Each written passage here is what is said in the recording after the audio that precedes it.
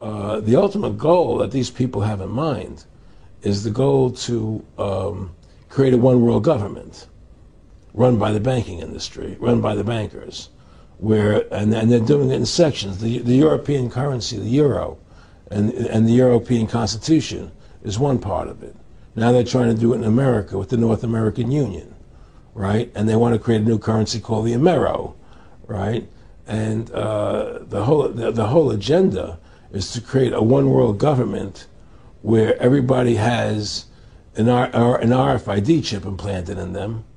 All money is to be in those chips, right? There'll be no more cash.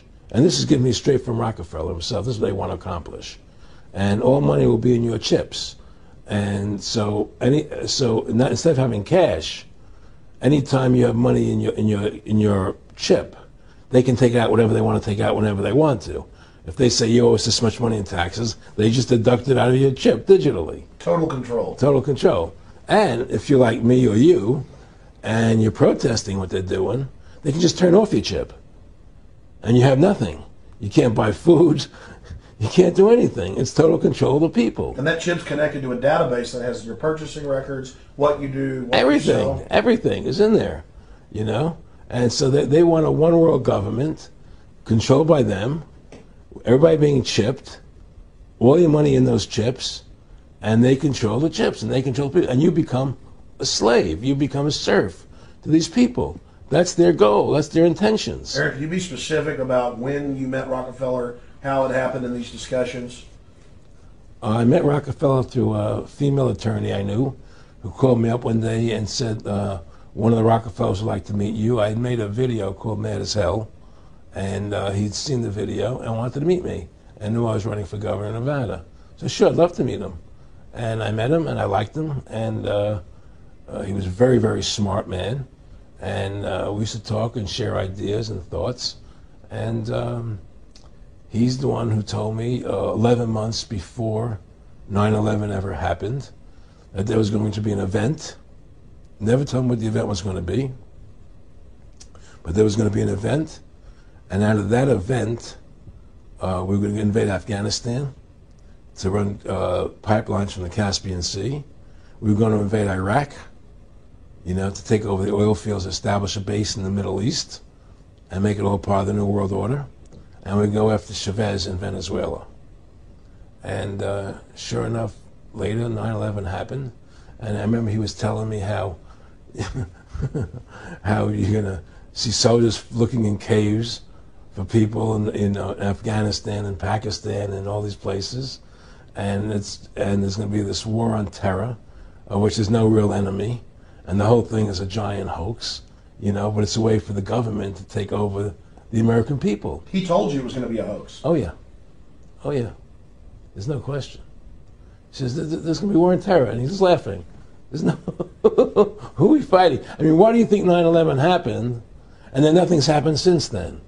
Do you think that our security is so great here that these people who pulled off 9/11, who were able to, can't knock down another plane? Come on, it's ridiculous. 9/11 was done by people in our own government and our own banking system to perpetuate the fear of the American people into subordinating themselves to anything the government wants them to do. That's what it's about, and to create this war, this endless war on terror. And that's why and that was the first lie. And the next lie was going into Iraq, you know, to get Saddam Hussein out with his weapons of mass destruction. That was the next lie. Now, specifically, this was a little over 6 years ago. This was 11 months before 9/11. Yeah. And Nick Rockefeller, he's a lawyer. He's become your friend over the previous years, and he's saying to you that there's going to be this big event, and then out of that we're going to have a war on terror, and it's just going to go on and on. Right, an endless war on terror without any real enemy. That you can never, so you can never define a winner. And did he say that it's going to be perfect because you can't define an enemy? It just goes on and on. Yeah, because you can't define a winner. There's no one to beat, so it goes on and on forever. And they can do whatever they want. They scare the hell out of the American public. Look, this whole war on terror is a fraud. It's a farce. It's very difficult to say it out loud because people are intimidated against saying it. Because if you say it, they want to make you into a nutcase. Let's But be the truth has to come out. That's why I'm doing this interview. The fact of the matter happens to be that the whole war on terror is a fraud. It's a farce. Yeah, there's a war going on in Iraq because we invaded Iraq.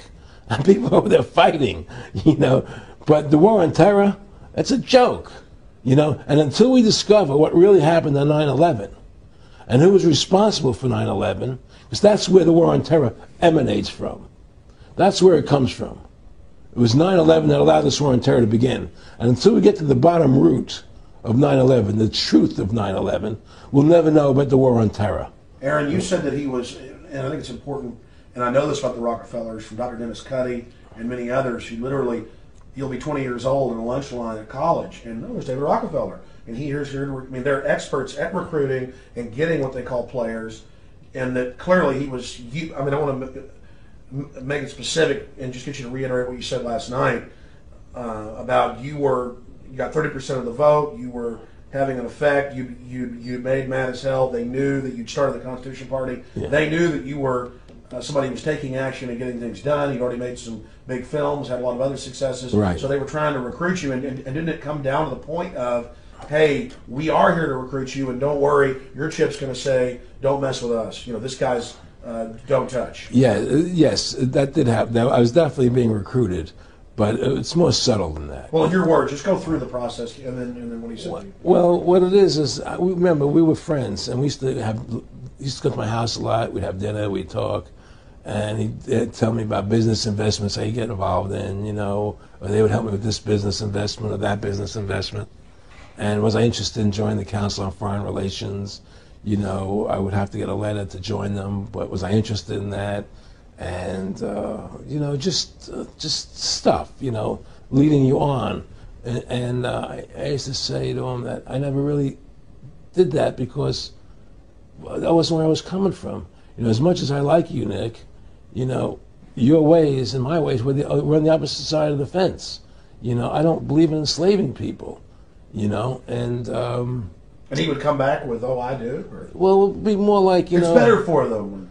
Well, it's more like, you know, how do I put it? It was like, what do you care about them? What do you care about those people? What difference does it make to you? Take care of your own life. Do the best you can for you and your family.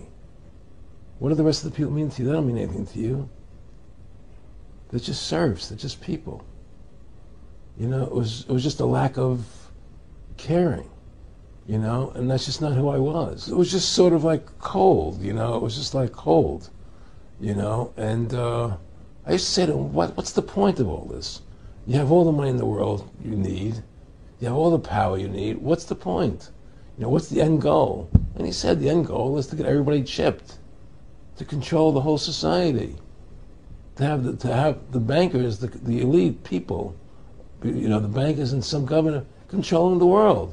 And I said, do all the people in the Council on Foreign Relations believe this way you do? He said, no. You know, most of them believe they're doing the right thing. A lot of them believe it's better off being socialistic. You know, we have to convince people that that socialism is really capitalism. Because America's becoming a socialist country. It's a communist country today. Well, one of the things they told me was that he was at the house one night, and we were talking, and he started laughing. He said, Aaron, what do you think women's liberation was about? And I said, I had pretty conventional thinking about it at that point. I said, I think it's about women having the right to work, getting equal pay with men, just like they won the right to vote, you know? And he started to laugh. He said, you're an idiot. And I said, why am I an idiot? He said, let me tell you what that was about. We, the Rockefellers, funded that. We funded Women's Lib, you know?